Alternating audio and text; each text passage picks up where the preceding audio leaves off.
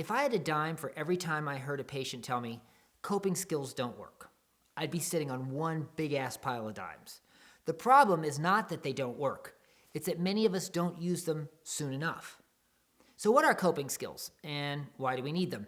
Most of us don't think about coping on a day-to-day basis. I mean, if something comes up and causes us emotional distress, well, we deal with it.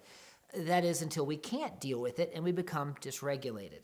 And this can come in many forms, such as breaking down into uncontrollable tears, having a panic attack, getting extremely angry and saying things that might be better off left unsaid, reacting physically or violently either towards objects or others, or towards ourselves, such as cutting or punching walls, or even becoming suicidal. For a lot of my patients, these reactions can be extreme and even dangerous. And to make matters worse, my patients will often tell me, I go from 0 to 100 in 0 seconds. And this is what it often feels like to them and to those around them. And by the time they try a coping skill, well, it feels like it's too late. And this is why learning to be mindful of our emotions and better in tune with our emotions is so critical, especially if we're going to be successful in heading off a potential meltdown. So the way I like to describe it to my patients is this. I also like to describe it to their families because it's good for them to know as well. We are like a car, not a little compact European job, but a big, solid American car. And we're sitting at the top of a really steep hill. And it takes just some small emotional thing to start the car rolling. Now, if we notice that we're starting to roll, well, it doesn't take more than a light tap on the brakes to bring even this heavy vehicle to a halt. The problem is that many of us have become afraid of experiencing our emotions to the point where we try to suppress them. Emotions are bad. They only get me in trouble. And so we spend a lot of time trying to tell ourselves, it's no big deal. It's not worth getting mad. And the reality is we actually are.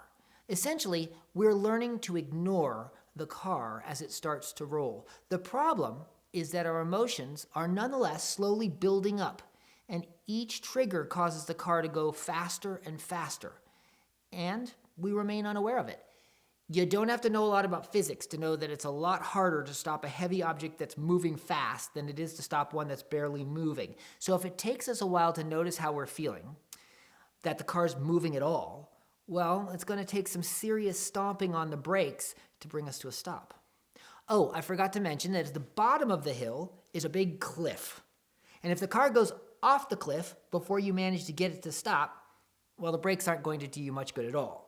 The thing is, a lot of us end up going off the cliff before we realize that the car has been moving in the first place.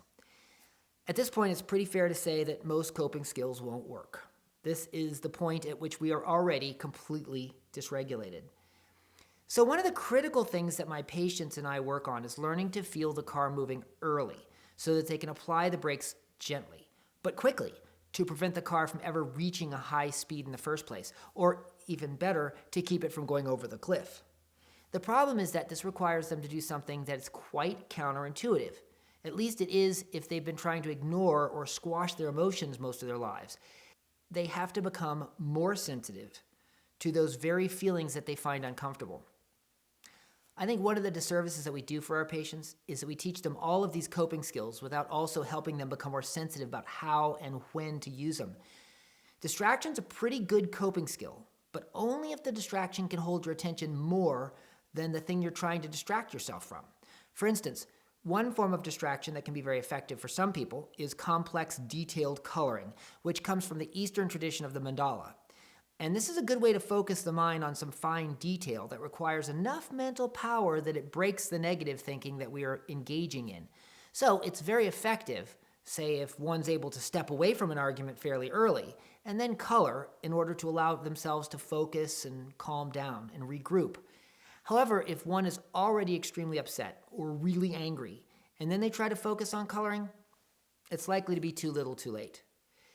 Maybe using something like the 5 senses, another skill, that might be strong enough to break the emotional cycle. Maybe not if the car's really moving fast. At this point, one of the tip skills might be an option. However, eventually, the car's going careening over the cliff, and well then, no coping skill's really going to be useful. But saying that brakes don't work simply because we've only tried to use them after we've gone off the cliff is not fair or accurate. But learning to apply the brakes early is not easy for all the reasons I've mentioned above. And it's one thing to know the skills, but it's another to put them into practice. And practice is essential.